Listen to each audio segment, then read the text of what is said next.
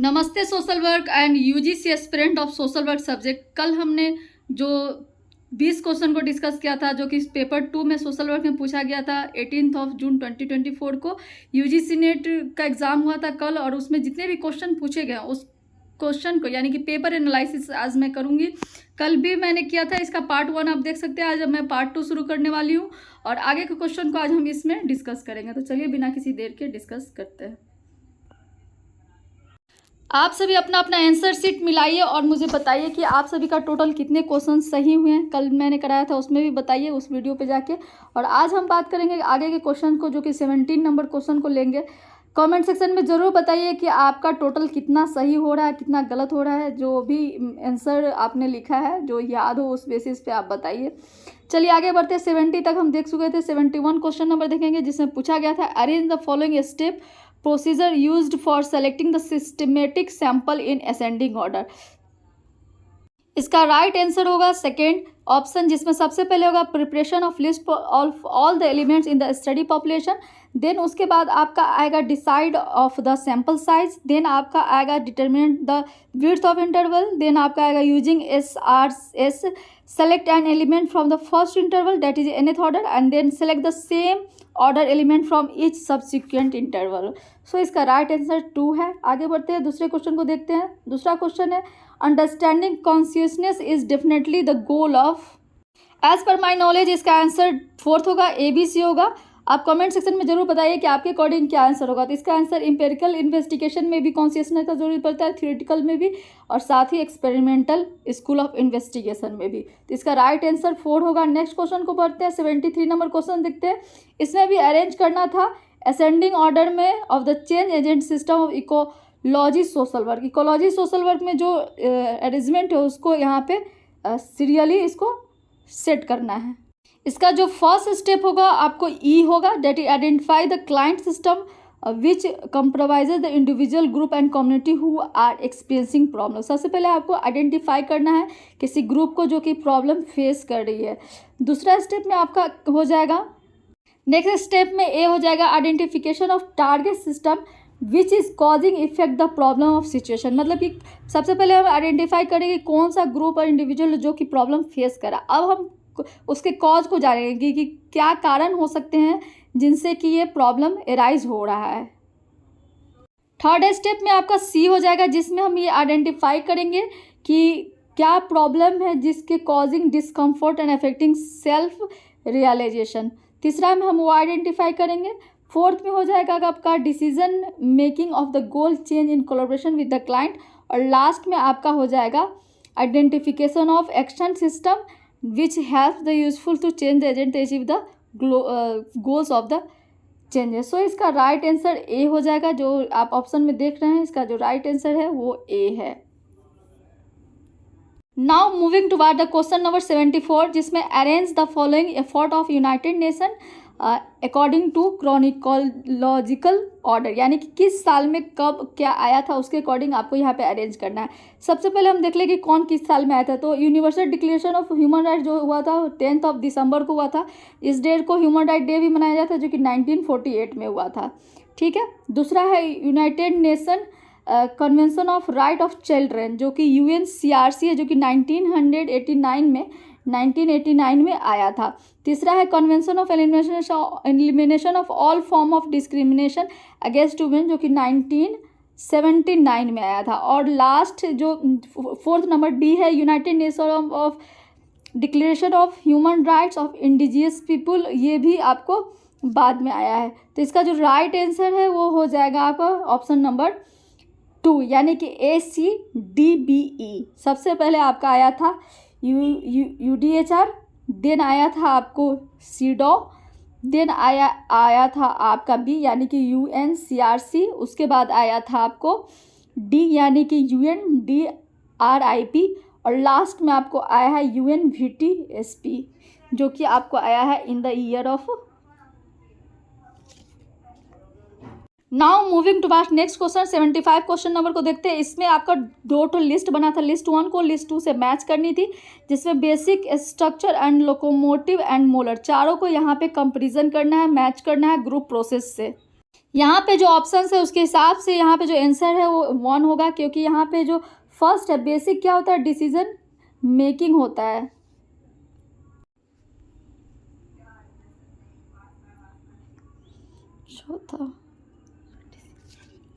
चौथा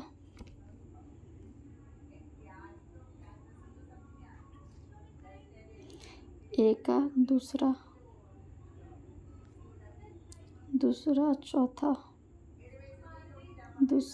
चौथा पहला तीसरा, दूसरा चौथा पहला तीसरा।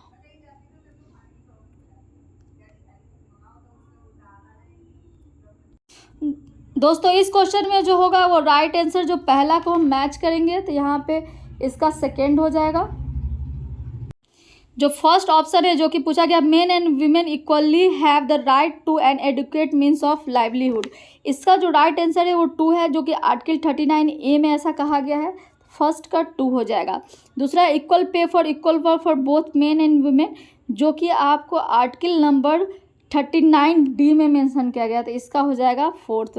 थर्ड है लिविंग वेजेस फॉर वर्कर्स, जिसका राइट आंसर हो जाएगा आर्टिकल 43। और last, equal justice and free legal aid, आपको आर्टिकल नंबर 39A हो जाएगा। तो ये इस तरह से आप मैच करके देख सकते हो। इसका राइट आंसर आपका 4th है।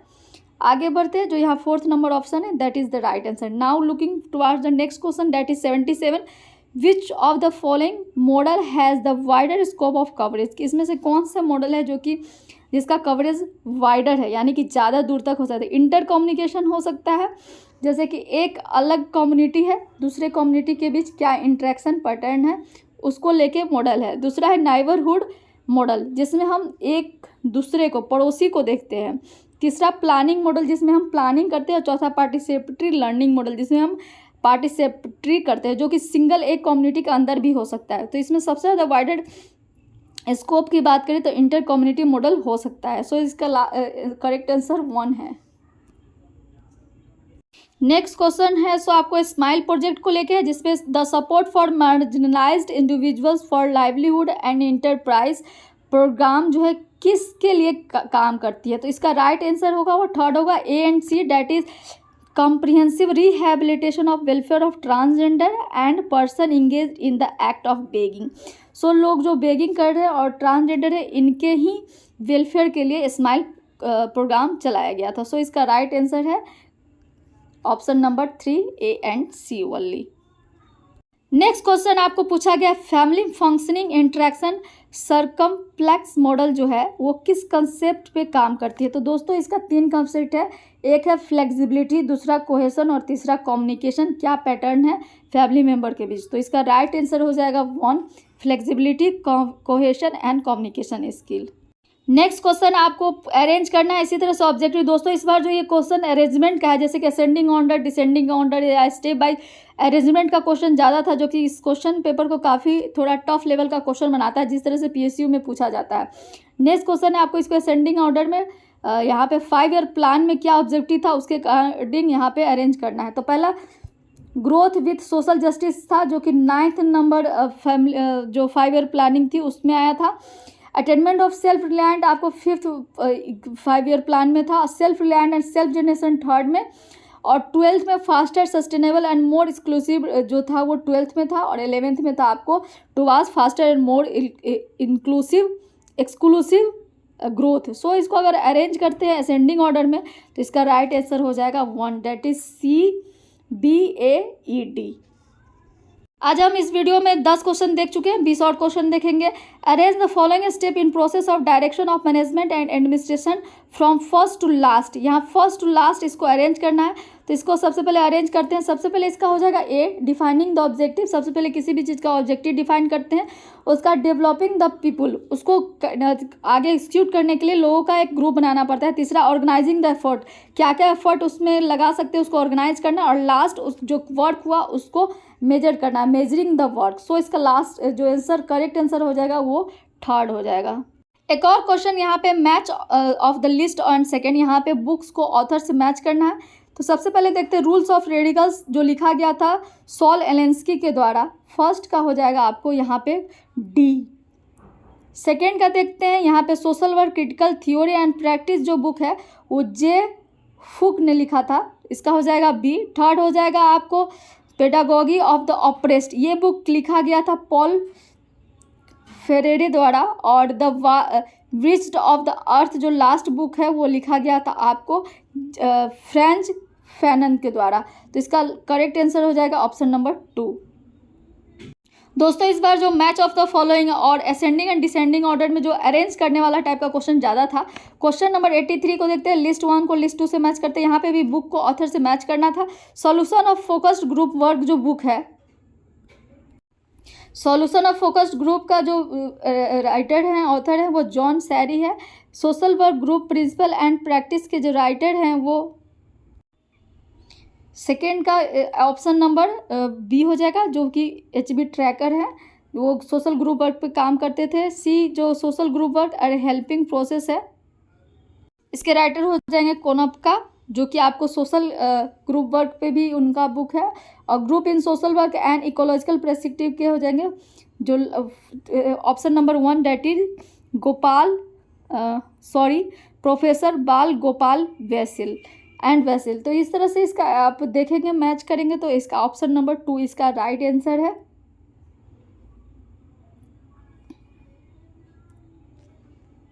यहाँ पे ऑप्शन देख सकते हैं, ऑप्शन नंबर 2 इसका राइट आंसर है। चलिए आगे क्वेश्चन को पढ़ते हैं। 84 नंबर क्वेश्चन बताइए आपको, आपने इसका क्या आंसर लिखा था। क्वेश्चन था social research is influenced by, social research किन चीज़ों से इन्फ्लुएंस होता है। तो आपको पता है कोई भी रिसर्च जो है एपिस्टेमोलॉजी और ऑन्टोलॉजी दोनों से ज़रूर इन्फ्लुएंस होता है। तो इसका राइट आंसर डी और ई दोनों होगा। और सी भी यहाँ पे डी और ई के ऑप्शन के साथ अगर हम जाते हैं तो ये ऑप्शन नंबर 3 जो कि CDE है। तो यहाँ पे सी प्रैक्टिकल कंसंट्रेशन, ऑन्टोलॉजी और एपिस्टेमोलॉजी तीनों इसका राइट आंसर हो जाएगा। थर्ड इसका राइट आंसर है। आगे बढ़ते हैं 85 नंबर क्वेश्चन को। दोस्तों आप कमेंट सेक्शन में जरूर बताइए कि आपका कितना क्वेश्चन सही हुआ। The case were while representing his her agency in first and foremost representative of his her profession। सो यहाँ पे जो fill in the blanks है इसमें प्रोफेशन इसका सेकेंड आंसर होगा। 86 नंबर को देखते हैं। यहाँ पे the notion of decent work emphasis on the main elements of क्या पूछा जा रहा है। तो इसका देखते हैं 4 ऑप्शन है, जिसमें से social work and employment right at work है, social security and labour welfare है, social protection and social dialogue है, and working condition and condition of the work है। वैसे ध्यान से देखा जाए तो इसका चारों आंसर होगा, बट इस तरह से ABCD चारों वाला कोई क्वेश्चन नहीं है। लेकिन अगर ध्यान से हम देखें तो 2 चीज़ सोशल सिक्योरिटी और सोशल प्रोटेक्शन का हर जो डिसेंट वर्क जो देखा जाए तो उसमें 2 चीज़ सबसे पहले देखा जाता है, सिक्योरिटी एंड प्रोटेक्शन। सो इस हिसाब से इसका आंसर हो जाएगा third. Next question number 87, which of the following are related to fundamental duties of 51 AC। So 51 AC जो आपका आर्टिकल है उसमें क्या क्या एडेड है। तो सबसे पहले बात करें, इसमें सोवरेनिटी तो है ही, ह्यूमनिज्म नहीं है, हार्मोनी भी नहीं है, यूनिटी है, इंटीग्रिटी है। तो इस हिसाब से इसका राइट आंसर नंबर 2 हो जाएगा।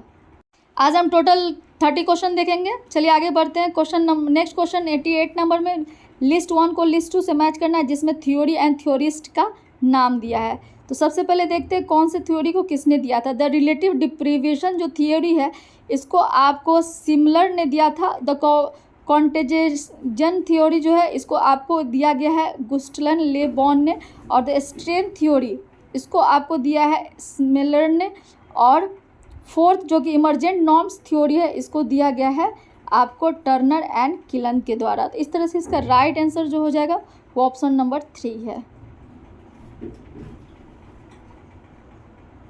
सो इसका राइट आंसर थर्ड है, जिसमें ए का आपका सेकेंड है, सॉरी।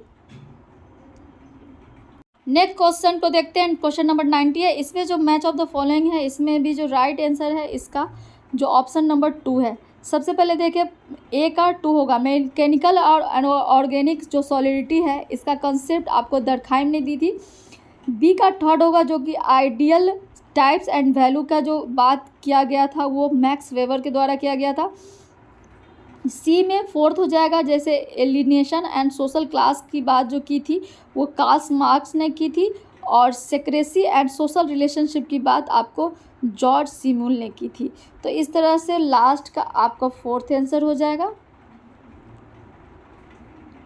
एलिनेशन का कार्ल मार्क्स हो जाएगा, ऑर्गेनिक मेथोडोलॉजी का दर्कहाइम हो जाएगा, वैल्यू एंड आइडिया की यहाँ पे मार्क्स वेबर हो जाएगा। तो इस तरह से ऑप्शन नंबर 2 इसका राइट आंसर है।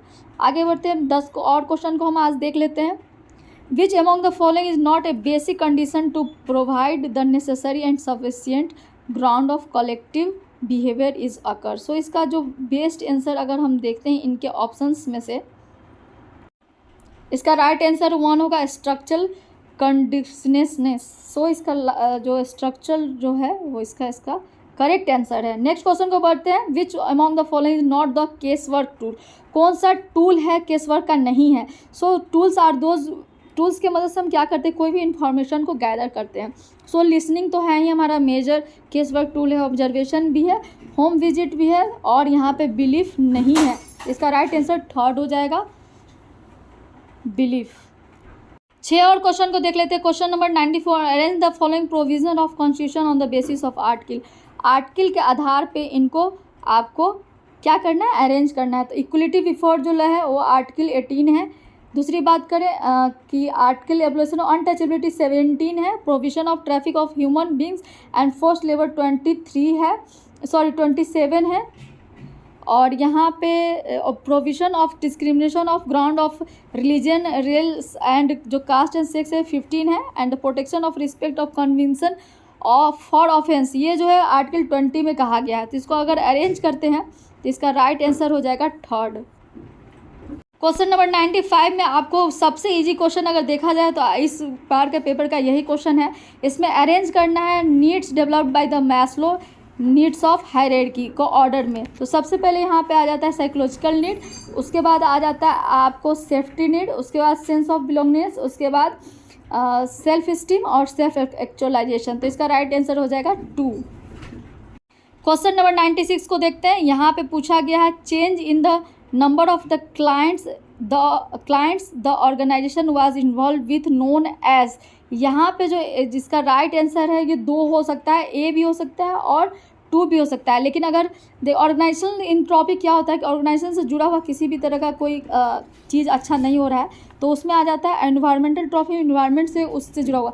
तो डायरेक्ट इनडायरेक्ट दोनों एक दूसरे को इम्पैक्ट करती है। लेकिन अगर फर्स्ट भी इसका आंसर हो सकता है, सेकंड भी हो सकता है, लेकिन ज़्यादा चांस है इसका सेकंड होने का। तो आप कमेंट सेक्शन में बताइए कि आपके समझ से इसका राइट आंसर क्या है। नेक्स्ट क्वेश्चन है, according to Stanley Vance decision making consist of the following step, arrange this step in the progressive order. So इन्होंने 5 यहाँ पे 6 स्टेप्स दिए थे इसके किस चीज़ के डिसीजन मेकिंग के, उसको यहाँ पे अरेंज करना है। तो सबसे पहले अरेंज करते हैं इसको सीरियली वाइज। तो इसका जो राइट परसेप्शन है, इन्वेस्टिगेशन है, सिलेक्शन है, कंसेप्शन है, डेलिब्रेशन है एंड प्रोमुलगेशन है। तो सबसे पहला जो स्टेप होता है वो परसेप्शन ही होता है। नेक्स्ट जो होता है वो आपको कंसेप्शन होता है। उसके बाद आपको आती है सिलेक्शन, देन आपका आता है डिलिब्रेशन, देन आपको आता है ई में देखें तो ई आता है, ई को डेलिब्रेशन बोलेंगे। लास्ट में आपको सिलेक्शन और सबसे लास्ट में आपको प्रोमुलगेशन आएगा। 98 क्वेश्चन नंबर को देखते हैं, arrange the following characteristics of the measurement scale in ascending order. Ascending order में आपको मेजरमेंट स्केल में इसको अरेंज करना है। तो इसका जो फर्स्ट होगा वो डिस्क्रिप्शन होगा, सबसे पहले हम वो देते हैं। उसके बाद ऑर्डर में इसको अरेंज करते हैं, देन आपको डिस्टेंस होगा और लास्ट इसका ओरिजिन होगा। इस तरह से हम अरेंज करते हैं कैरेक्टरिस्टिक्स ऑफ मेजरमेंट स्केल। आज का लास्ट 2 और क्वेश्चन देख लेते हैं, arrangement of the following indexes on the basis of their year of initiation. किस ईयर में इसको इनिशिएट किया गया, on the basis of date हम इसको यहाँ पे अरेंज करेंगे। सबसे पहले ह्यूमन पॉवर्टी इंडेक्स है जो कि 1997 से शुरू हुआ था। जेंडर डेवलपमेंट इंडेक्स 1990 में शुरू हुआ था। ह्यूमन डेवलपमेंट इंडेक्स भी सेम ईयर में 1990 में ही शुरू हुआ था। उसके बाद physical quality of life index है जो कि सबसे पहले शुरू हुआ था 1970 में। सो इसका राइट आंसर जो हो जाएगा वो 3rd हो जाएगा। सबसे पहले डी हो जाएगा जो कि physical quality of life index होगा, देन आपका बी होगा जेंडर डेवलपमेंट इंडेक्स, उसके बाद आएगा आपको ह्यूमन डेवलपमेंट इंडेक्स और लास्ट में आएगा आपको ह्यूमन पॉवर्टी इंडेक्स। सो इसका सीक्वेंस ये होगा। लास्ट क्वेश्चन को देख लिया, आज का लास्ट में 100 और लास्ट क्वेश्चन आज का इस पार्ट का पार्ट 2 का है। लास्ट क्वेश्चन है, arrange the following government scheme for the women in ascending order. इसको असेंडिंग ऑर्डर में अरेंज करना है। सबसे पहले प्रधानमंत्री मातृ वंदना योजना आया था, जो कि यहाँ पे प्रेग्नेंट वुमेन के लिए होता है, चाइल्ड डेवलपमेंट के लिए होता है, तो ये आया था 2017 में। दूसरा बेटी बचाओ बेटी पढ़ाओ आया था 2015 में। तीसरा प्रधानमंत्री उज्ज्वला योजना 2016 में आया था। और लास्ट सुरक्षित मातृत्व जो आश्वासन जो सुमन के नाम से जानते हैं वो 2019 में आया था। तो सबसे पहले इसमें से आया था आपको बेटी बचाओ बेटी पढ़ाओ। तो इस तरह से इसका जो राइट आंसर है वो यहाँ पे आपको जो ऑप्शन नंबर 2 हो जाएगा BCAD। इसका राइट आंसर BCAD होगा, BCAD। सबसे पहले B, उस एक नंबर पे ये, उसके बाद C, फिर A, फिर D। इस तरह से इसका राइट आंसर होगा। तो अगले पार्ट में हम बाकी के क्वेश्चंस को देखेंगे। आप ज़रूर इसे मैच कीजिए। कल इसका अगला पार्ट आएगा और मैं कोशिश करूँगी इसमें 50 क्वेश्चन को डिस्कस करने का। सो अगले क्वेश्चन में हम इसको ख़त्म कर देने की कोशिश करेंगे। So this is all about today. आप मैच करके बताइए कि आपका कितना क्वेश्चन सही हुआ। UGC नेट के लिए आप प्रिपरेशन कर रहे हैं तो भी वो मुझे बताइए कि आपको ये वीडियो कैसा लगा।